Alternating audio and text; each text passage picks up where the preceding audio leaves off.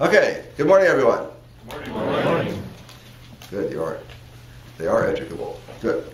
Okay, so today we're discussing the third of our series of the big three rituals, which characterize Judaism or characterize ritually observant Jewish life, and all of which have been rejected, supplanted, replaced, transformed, modified, reinterpreted, whatever verb you like, right, by earliest Christianity, and then from Christianity of ancient times to this day. There was circumcision, food laws, and today we're looking at Sabbath, or the seventh day. After this, we'll be looking at Passover, Easter, a central ritual for both Judaism and Christianity, and then we'll move on to theology, to theological points, truth claims. That's where we're going in the course. Okay, so today we're talking about the Sabbath, or the seventh day, what we call in English Saturday. What does Saturday mean? Yes? Saturn's Day? Yes, Saturday is the day of Saturn.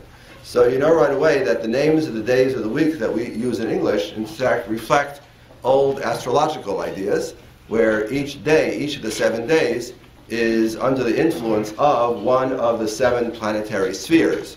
The ancients knew about 5 planets, right? Mercury, Venus, Mars, Jupiter, and Saturn. 5 planets plus the sun and the moon. So you have sun, day, moon, day. All right, then you got Tuesday with this funny Norse stuff. Wednesday is more funny Norse stuff. Okay, but our English names are a mixture of things, but the names still show, and that's what we call in the biz an astrological week. The idea that there are 7 days, each day is under the influence of a certain planetary sphere. There's endless discussion whether the Hebrew Bible, with its notion of Sabbath rest every 7th day, has anything to do with this astrological week of 7 days as calculated by astrologers. The answer is probably not, but the question is very complicated and messy, and for our purposes, I'm not going to worry about it because it doesn't really affect us. The key point is, if you like your weekend, you should be grateful to the Torah. Because the astrological week never produced the pattern of life which emerges from the Torah with its every 7th day is a holiday, every 7th day is a holy day, every 7th day is a day of rest. That never came out of the astrological week. That comes only out of the Torah. And then Christians, of course, modify it and give us Sunday. And then gradually, in the 19th century, we get a 5-day. Okay, now we digress. Okay, but it comes out of the Torah. So, let's talk about the Torah. The Hebrew word, of course, is Sabbath, which I didn't write down, but you understand the word Sabbath. What does the word Sabbath mean? They're whispering it. Whispering it. What's Sabbath? Somebody don't whisper. Somebody say something. Sabbath comes from the Hebrew word Shabbat, Shabbat, Vayishbot, which apparently means to cease or to cease labor. So Sabbath might be literally translated rest or cessation from labor, something like that. Did somebody whisper that? So why don't you say it out loud? You got a gold star if you said it out loud. But if you whisper it, I can't give you a gold star. Okay, so circumcision is basically one chapter in the Bible, Genesis 17. That's the big chapter plus some scattered references. And large tracts in the Bible go on and never mention circumcision. The food laws. Food laws is one big chapter, Leviticus 11. And then we got a couple of other little things here and there, Deuteronomy 14, and some other references here and there. The Sabbath, in contrast, you have everywhere. There are references scattered throughout the entire Hebrew Bible, virtually, from one end to the other, about the Sabbath. Don't know exactly why this is so, but it is so. Now, the number of passages involved is much greater, much larger, and apparently the ancient Israelites themselves attributed much significance to the Sabbath in a way that food laws and circumcision perhaps only emerged later on as ritually significant markers. Okay, what do we see in these passages? And I gave you a bunch of them on your syllabus. It's built into the nature of the cosmos. Right? God creates the world in 6 days, Genesis chapter 1. What that actually means is not our worry at the moment. God creates the world in 6 days. Then on the 7th day, God rested. In other words, according to that narrator, according to that philosopher, right, the Sabbath is part and parcel of the cosmic order. It doesn't say in Genesis chapter 2, the first few verses, doesn't say God commanded you to rest on the Sabbath also, but surely that's implied. Surely that's meant. God rested on the Sabbath day and made it holy, understanding, well, that's why we Israelites do the same thing. We also rest on the seventh day and make it holy. But this is also a pre-Sinaitic commandment. Or actually, I agree, it's not actually a commandment, it's implied. Okay, so this is one of the main contrasts in the two versions of the Decalogue. What does Decalogue mean? 10 Commandments. Okay, what are the 10 Commandments? I'm asking you to list the 10 Commandments. I'm asking you to tell me what on earth is the 10 Commandments? I know, it's a movie, 1956, Cecil B. DeMille. Cast of thousands, Charlton Heston. Yes, I know that. What else is it? They're found at multiple places in the Bible. Twice. In the Torah, it's referred to twice. The 10 Commandments are what? So these are the commandments, 10 in number, thank you, right? Given by whom to whom? God to Moses, to the people of Israel. Right? And Moses wrote them down on 2 tablets. You all seen photos, so you know exactly what they look like. In other words, we don't know what they look like, but it's on 2 tablets. Right? The old joke: take 2 tablets and call me in the morning. Right? So this is these are the 10 Commandments, the Big Ten. Those of you who are followers of sports, right? So this is the Big Ten. Right? Now, of those Big Ten, the Sabbath is number, well, it depends how you count. We'll do the Jewish counting.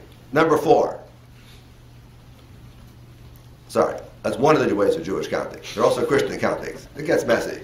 But it's number 4. Moses forgot to write numbers when he gave the 10 Commandments. So the result is Jews and Christians have been arguing ever since how to count the 10. Look at the notes in the JSB, and it'll explain some of this to you. Anyway, number 4 is observe or remember the Sabbath day to keep it holy. Okay, and as everybody notes, and you can look in the JSB to explain, right, the 2 versions of the 10 Commandments that we have. One in Exodus chapter 20, the other one in Deuteronomy, where Moses retrospectively retells many of the stories, incidents, and laws that had appeared earlier in the Torah. Moses, unfortunately, does not use exactly the same language. And the divergence is greatest in the Sabbath. In the book of Exodus, we are to remember the Sabbath day because we were once slaves in Egypt, and God. No, sorry, the other way around. Right, we were once. God created the world in 6 days, and therefore we are to rest. We're echoing back Genesis 1, whereas in Deuteronomy, all of a sudden, it's something to do with slavery. Why these 2 differ is an interesting question. On the handout, I write that little brief note. It's perhaps the problem is universality versus Israelite specific, whatever. You can look at the passage. Anyway, it's right there in the 10 Commandments. It's a big one. Is circumcision mentioned in the 10 Commandments, class? No. Are the food laws mentioned in the 10 Commandments? No. No. Okay. Sabbath, like Israel, like God, is holy. I mentioned that already, right? The concept of holiness applies to time as well as places, as well as objects, as well as persons. So the Sabbath is holy. Another way by which the Israelites are showing you how special the Sabbath is. Sabbath is a sign of the covenant between Israel and God. The Sabbath is a covenant. This is the same kind of language we saw in connection with circumcision, referred to the Sabbath here too. So, put it all together. The legacy, the biblical legacy about the Sabbath is richer than about food laws or circumcision, and it seems to indicate that the Israelites themselves attributed much significance to it. Not just one chapter somewhere, but there is a very rich biblical legacy on the subject, from which we deduce the Israelites themselves attributed much significance to it, and saw the Sabbath as not just a day off, but saw the Sabbath as a special day in the relationship between God and Israel.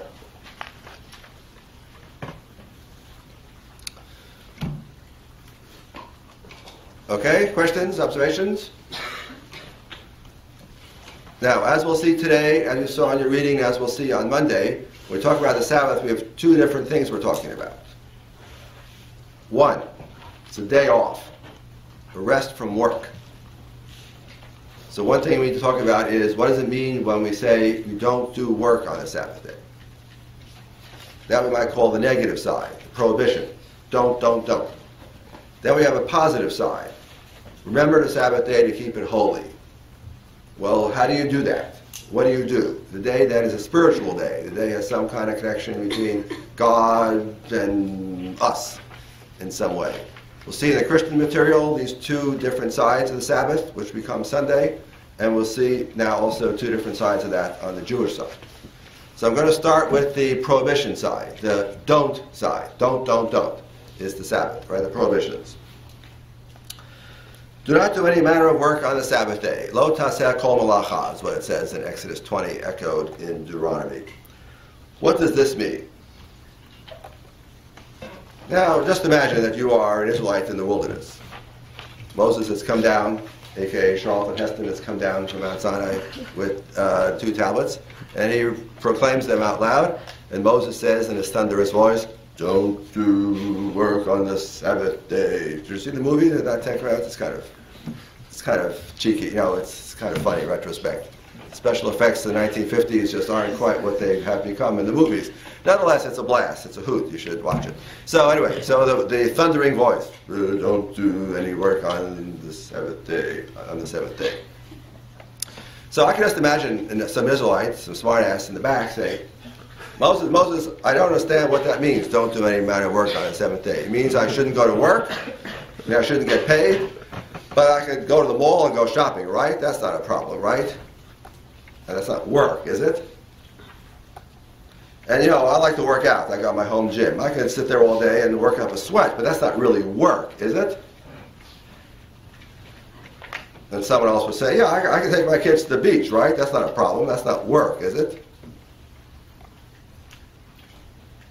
You understand, the questions will multiply very rapidly. What does it mean, thou shalt not do any manner of work? One does not need to be a Pharisee or a Jesuit or a closed-minded reader of the text to understand immediately, this is vague. My idea of work and your idea of work might not be the same.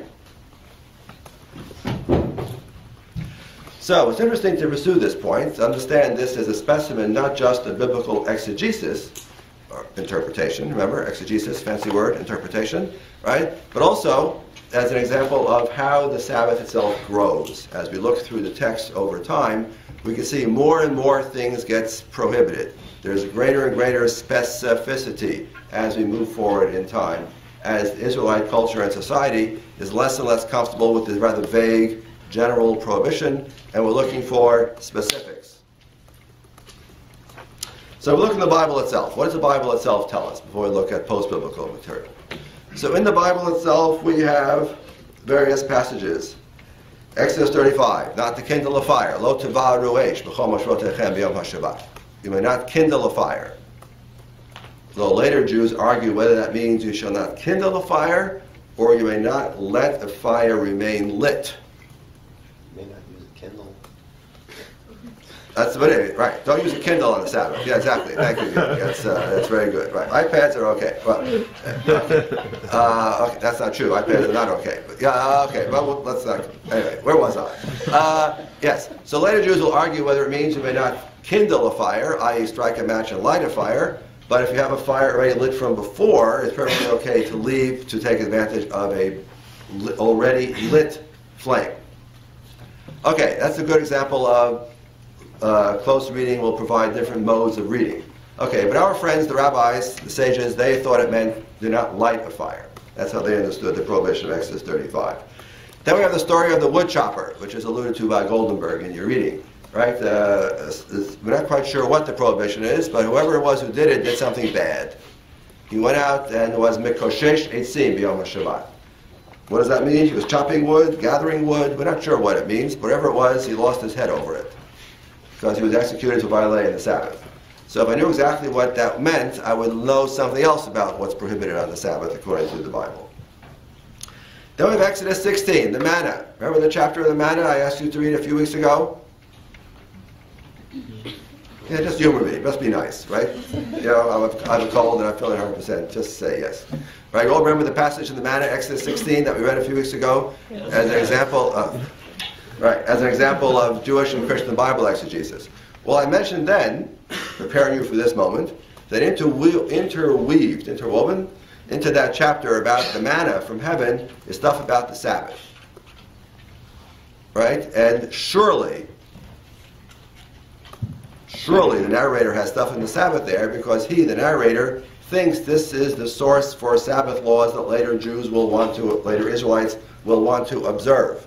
Something about you don't go outside the camp on the Sabbath, you prepare your food ahead of time on the Sabbath. That's why does the manna fall on the Sabbath, class?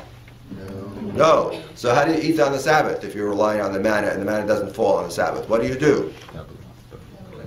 You have double on Friday. Right, so God is telling us that we need to prepare our food for the Sabbath on Friday, because on Sabbath we may not cook anything. We need to prepare our Sabbath food on Friday. This is what later Jews understood, right, from this chapter. And one could argue, I think reasonably, that the narrator meant this to be understood in this way. This is meant to explain to you the origin of various Sabbath laws and prohibitions. Exodus 16. The fullest, most detailed chapter is from Jeremiah 17. Remember, who's Jeremiah again? Remind me, somebody? Jeremiah? One of the prophets, right? One of the prophets, right? He's not, so there are two golden ages of prophecy, 8th century BC, Isaiah, Jerusalem is the big one, Hosea, Amos, 8th century BC, and then 6th century. If you want 700 over here, 600 over here. That's Jeremiah, is in the latter group. Jeremiah, Ezekiel are the two big prophets from around the year of 600, give or take. Okay, Jeremiah 17. Here we have a very interesting paragraph.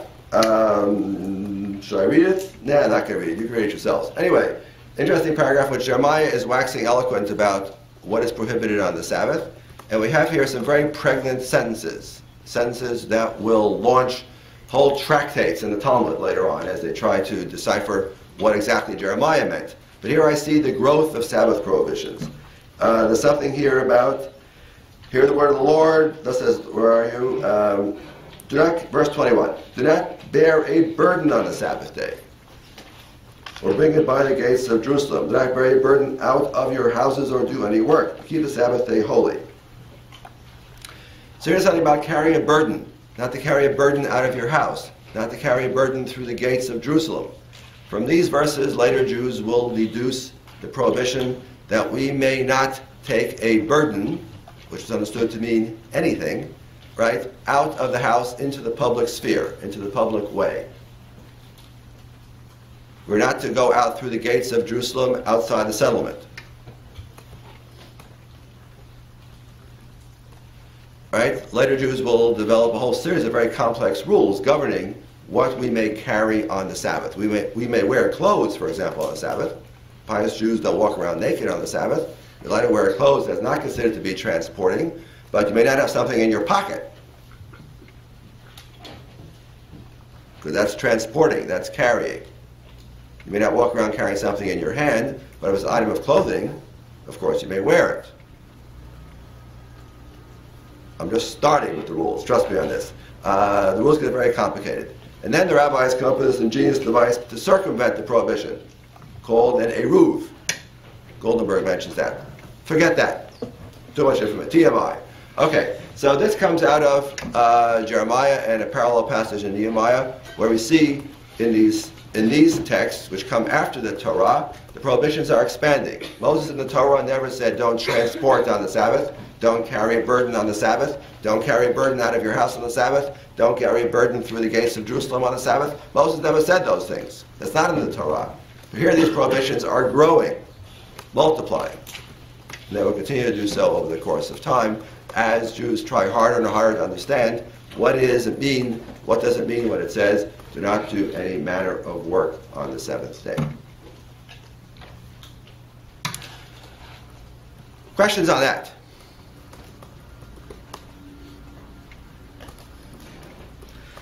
Isaiah 58:13, a very important verse for the development of the Sabbath. This is from Isaiah. Modern scholars will tell you this is not by the real Isaiah of Jerusalem in the 8th century BCE. It's by a later anonymous prophet who we simply agree to call Isaiah because we have no other name for him, who's alive in the 6th century BCE. For my purposes here, it doesn't matter in the slightest. Isaiah 58:13.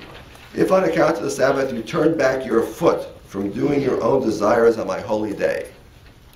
What does that mean? I'm not sure. Ancient readers weren't sure either what this means, if you turn back your foot. They thought it meant if you don't go on a journey, you stay home. They might be right. I have nothing better to suggest. It's an odd phrase. Im tashib mi shabbat reglacha asocha v'secha b'yom kadshi. Not clear at all what Isaiah means. If on account of the Sabbath you turn back your foot from doing your own desires by holy day, if you call the Sabbath a delight,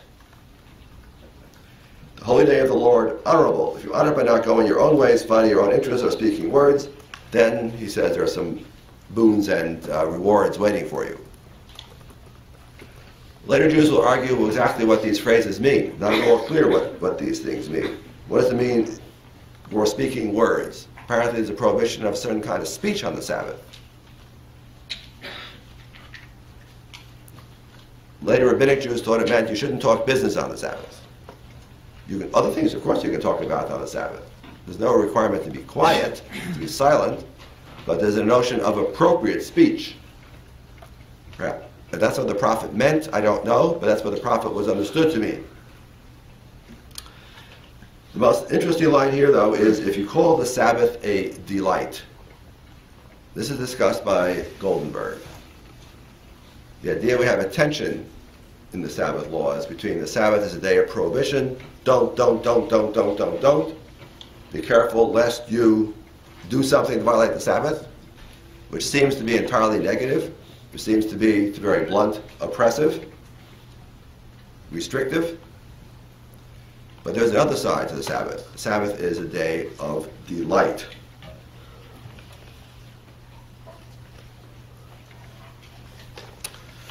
So I'm going to jump to the last paragraph here in the notes, and then I'll loop back.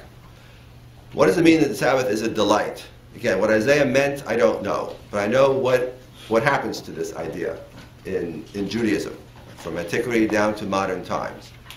The Sabbath, on one hand, is a day of restrictions and prohibitions. On the other hand, it is a day of delight. How is the Sabbath day a day of delight? It's a delay of delight in two senses in classical Judaism, from ancient through modern contemporary times. It's a delay of delight in a spiritual sense. Right? You remember the Sabbath day to keep it holy. How do we do that? We spend time in synagogue on the Sabbath. We study the scriptures on the Sabbath.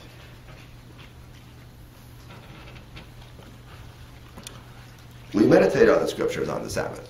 And this idea is already ancient. This is mentioned by Philo and Josephus in the 1st century of our era. And this, for the rabbis at least, is one side of the delight aspect of the Sabbath.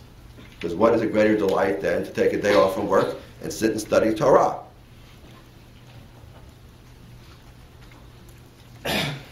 That's the spiritual side of the delight. There is also, to be very blunt, a carnal side.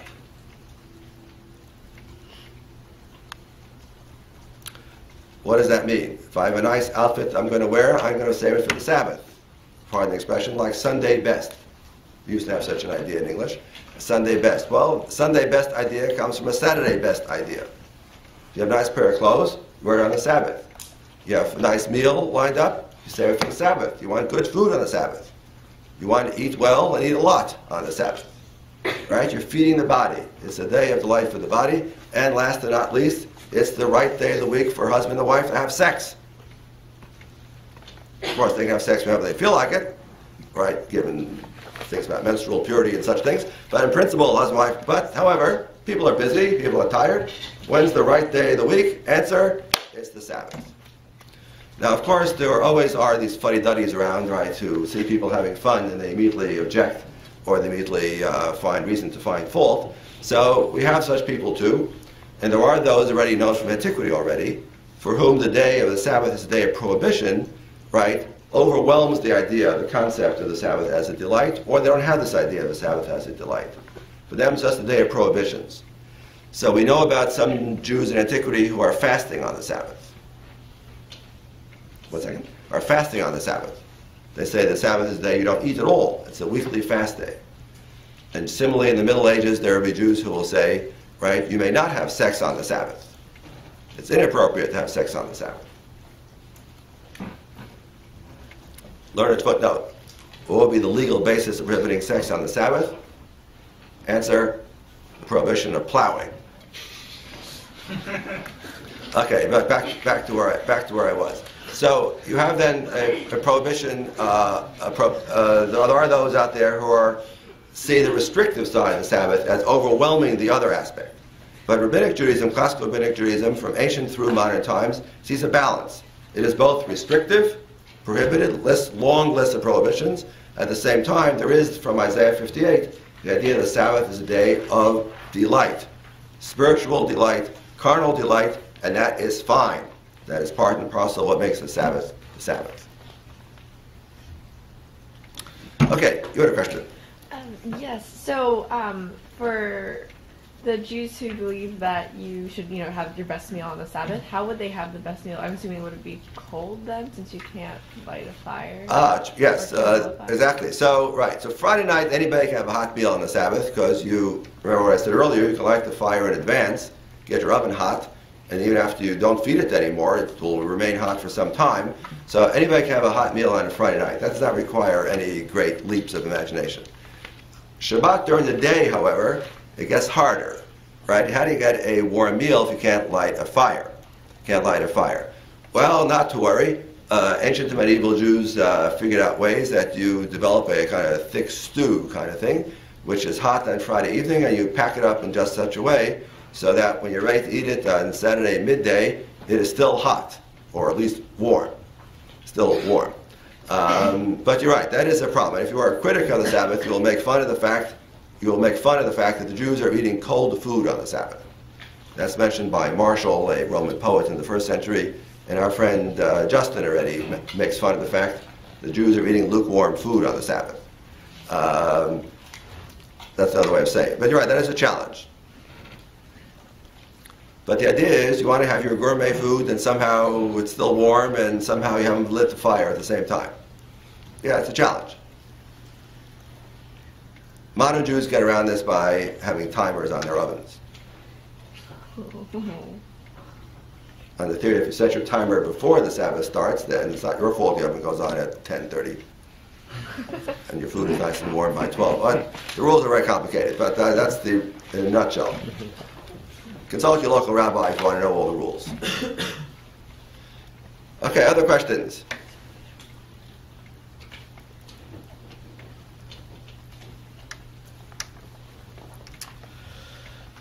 Okay, the most amazing, we're going fast today. Okay, the most amazing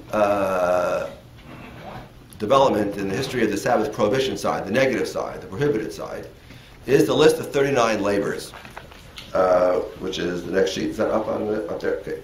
List of 39 labors that appears in the Mishnah. Okay, does somebody remind me, what is the Mishnah?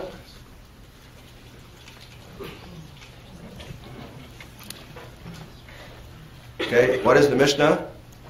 Don't confuse it with Midrash, remember? Right, what is the Mishnah, Anna? Oral Torah. Mishnah is oral Torah. I wish you had not said that, because that would require me to give an hour-long lecture to explain why it's not the oral Torah. Okay, I'll accept it for an opening bid. But let's get more specific. What is the Mishnah? Answer. The Mishnah is, finish the sentence. Yeah, Harry? A text codified in like 200 CE, which was written down. I kind of was going to say something like what Anna said, in that it was writing down parts of the oral Torah. It was. All right, how much time do I have here? Let's see. No, I got plenty of time. I'm going fast today because my throat hurts. Okay, then, all right, let's get to the key points. The Mishnah is a book. Okay, the oral Torah is an idea, a concept, a theory. So let's start with the first point. The Mishnah is a book. At some point, the book is written down. We're not sure whether it was meant originally as an oral book, kind of like Homer, where the poems are memorized and sung for a long time by memory, and only gradually does it get written down. So sort of like that, or when the Mishnah began its life as a written book. Okay, we're not sure. But it's a book. It's a relatively fixed collection of texts. It's a big book. Okay, the subject of this big book, this Mishnah book, which, as Harry correctly said, emerges in the 2nd century of our era. At the same time, Justin Martyr is busy talking away over here, 160 or so CE. The sages of the land of Israel are busy writing and producing what will become the Mishnah book. Okay, it's a book full of laws, full of legal discussions, legal points. 63 tractates in the Mishnah, as they're called. 62 out of the 63 are discussions of legal material. Legal material, rituals, customs, practices, things you should do, things you should not do, things you must not do, and if you do them, what the punishment might be. Right? A whole series of such things. How the priests in the temple go about their rituals. There is no temple anymore, you object, in the 2nd century about CE. Yeah, it's actually, Mishnah is a very odd book. It talks about a lot of time about things which are no longer practicable. It imagines there's still a temple and there are priests who are still sitting there and the purity laws and all those things. Mishnah is obsessed with those things. Okay, it's an odd book. So it's a book of legal materials. Right? Rulings, discussions, debates about points of ritual practice, custom, normative law, written in Hebrew by our friends, the rabbis or the sages, in the land of Israel. Now, okay, shy of 2 minutes. Right, so, where does the Mishnah come from? How does the Mishnah know this stuff? How does the Mishnah know 1,000 pages worth of material? That's how long it is in English translation, 1,000 pages. How does the Mishnah fill up 1,000 pages full of material about ritual, custom, law, practice? How does it know all this stuff? And one of the most amazing things about the Mishnah is it doesn't tell us. It just gives laws, rituals, debates. They just spout, just talk one after another. It comes at you in profusion. You're buried in this massive material that doesn't tell you where it comes from.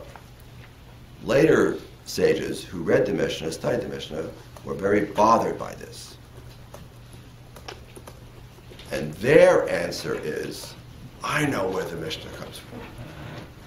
The Mishnah is the oral Torah.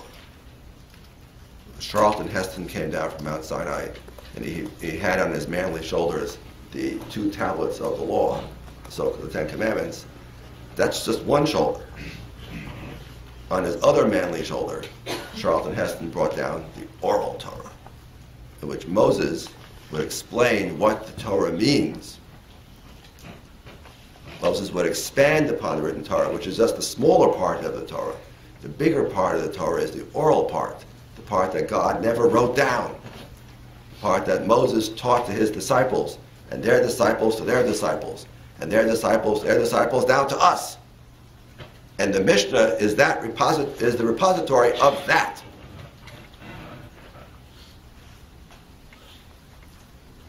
That's a theory about the Mishnah. The Mishnah itself never propounds about itself, except in a few very discrete passages.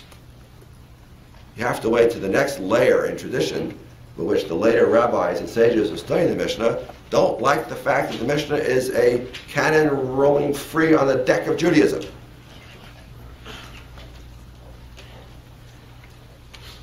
We can regularize it. We can get it under control if we say, oh, it's the oral Torah. They're not making it up. It comes from tradition.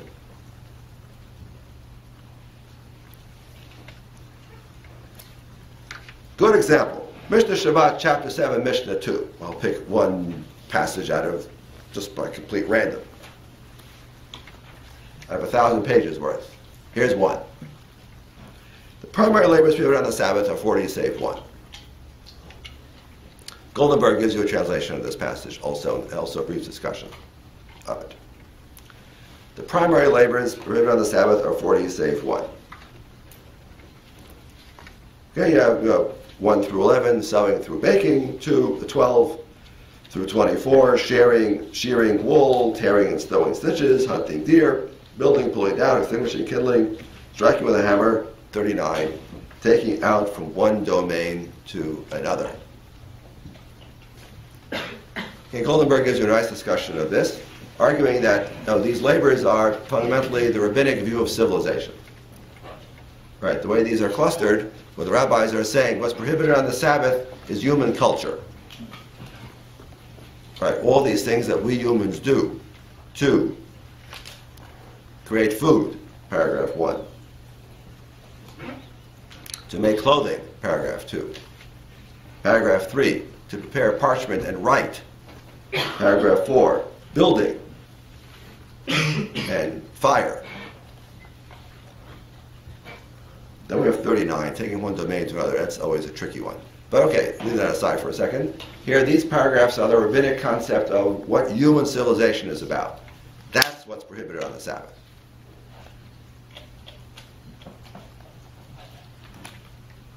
Okay, that's very nice. And my friend Bob Goldenberg teaches at SUNY Stony Brook. Nice fellow.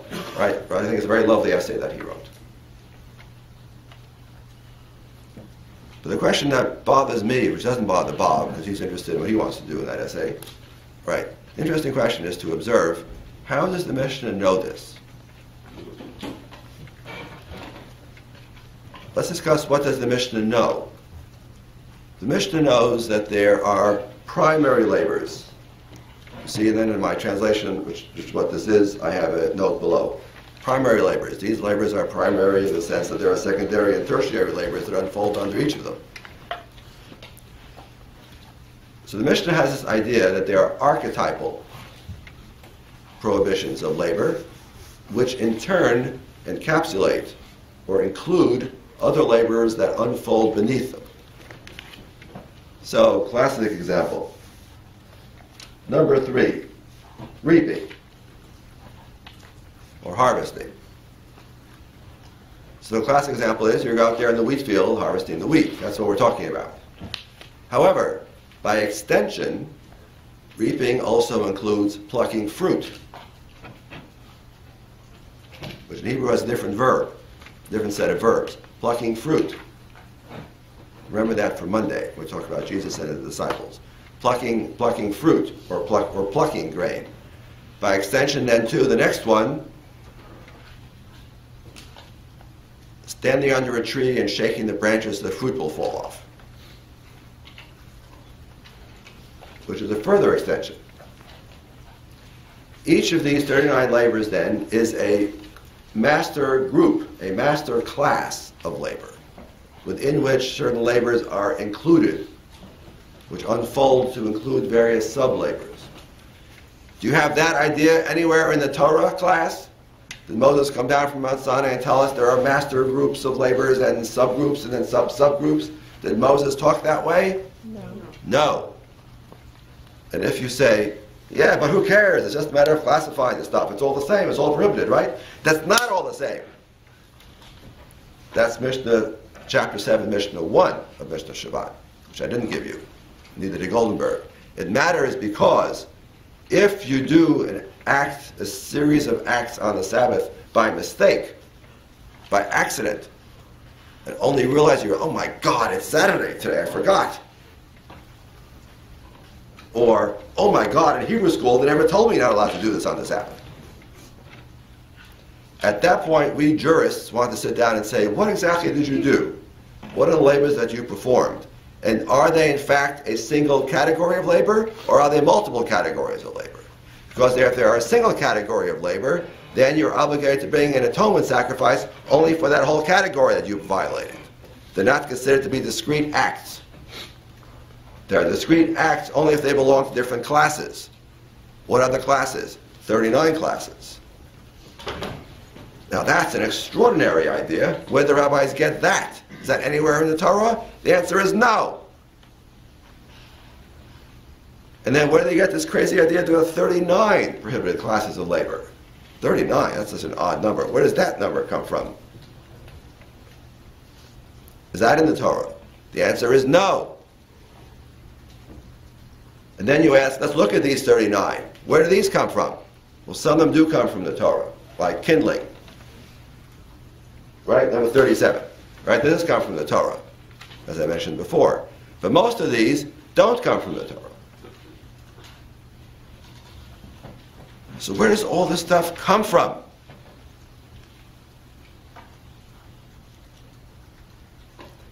This is an excellent example where the rabbis in Rabbinic Judaism, in the Mishnah, have, in fact, let's be honest, ladies and gentlemen, have overwhelmed the Torah. The Torah's original writing about what's prohibited on the Sabbath cannot compare with the degree of specificity, the degree of detail, and this overwhelming concern with classification that we see here in the Mishnah. This is an excellent example where how we get from the Torah to the Mishnah is a giant question mark. If you are a pious Jew living today, your answer will be, it comes from tradition.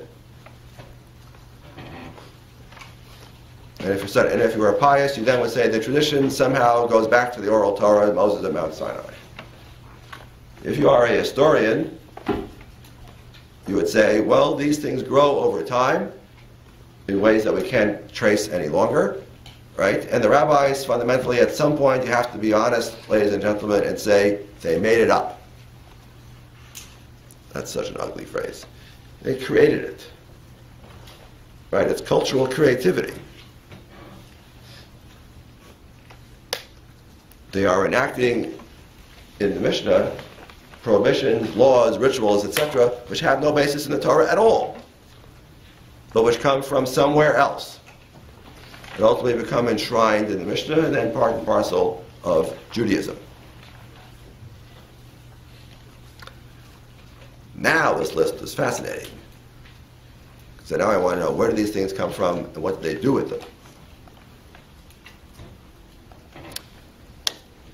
That's what I do all day when I'm not teaching CB 23. It's the number of this course, CB 23. These are the things that I worry about. This is how I make a living, working on the Mishnah and trying to understand where it comes from. Do you have any questions? We have like about 1 minute left. Do you have any questions? Yes, sir. So, if you were going to describe the Mishnah in 2 sentences, Not more, yes? like, What would I say? yes. How would I say? The Mishnah is a rabbinic book from the 2nd century concerned with laws, rituals, customs, and practices, period. That's one sentence. I might then say its most remarkable characteristic are all its legal debates and disputes. I might add that, but I don't have to add that. I would say 2nd century rabbis, laws, rituals. That's the big stuff. And we have to have the word book in there somewhere. So it's not to be confused with an idea or a concept like the oral Torah. It's a concrete thing. Okay, how's that? Did I get full credit? Okay, everybody. Enjoy your weekend, and I'll